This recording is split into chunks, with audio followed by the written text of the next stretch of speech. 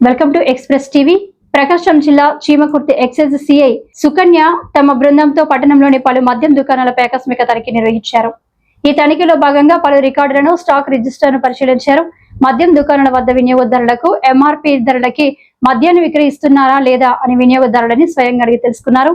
MRP ధరల కంటే ఎక్కువ రేటుకి మద్యాన్ని అమ్మరాదని దుకాణదారులకు సూచించారు.